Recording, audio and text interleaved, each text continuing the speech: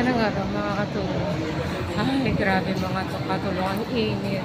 Parang nasa oven ka lang. Kasi nga lumabas yung katulong. Parang nasa oven ka lang, pero high heat pa. Grabe, sobrang init mga katulong. So, alam ba kanina ng umaga, ang lakas din ng ulan. Mga before 7 in the morning kasi umulan eh. Grabe, grabe, daming tao. Nandito kasi tayo ngayon sa My Great World. Bibili na naman tayo ng pagkain kasi na tayo makakabili. Alam niyo naman, di ba, nandito yung amo kong lalaki. Kaya kapag nandito yan, hindi tayo makakapagluto. So, nandito tayo sa My Great World. O, di ba, ang ganda ng view. So, feel ko lang kasi kumain ng fast food kasi yun na kasi yung mabilis eh. So, hindi na masyadong, di ba, hindi masyadong haba yung pila kasi now kasi ngayong oras kasi 1 o'clock. Lunch time ng mga nagtatrabaho.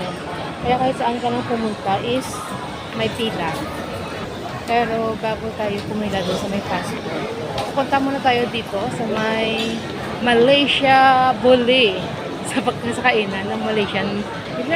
Bakit hindi ko alam kung bakit. Malaysian food.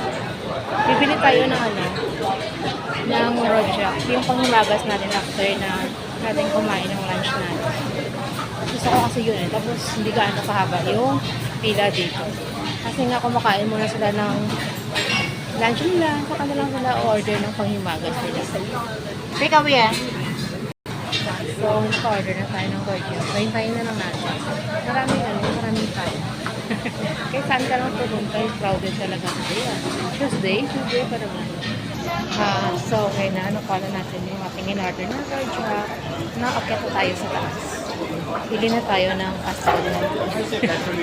Grabe, hindi maganda yung feeling. Yung alam mo ba yung pagkapasok mo sa shopping mall, grabe yung lakas ng aircon. Pero yung sa labas, grabe yung init.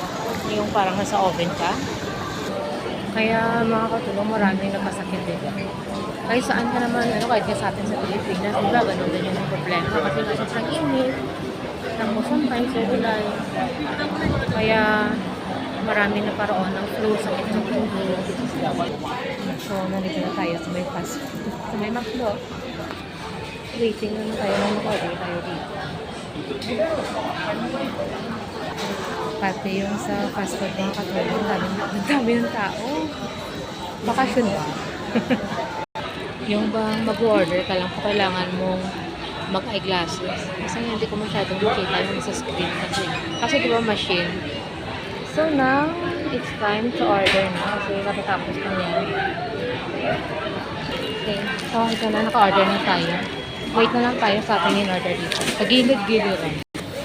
So, mabuti nga lang, mga katulong. Is mabilis lang. Mabilis lang na i-prepare agad yung ating in-order kahit na marami yung sila.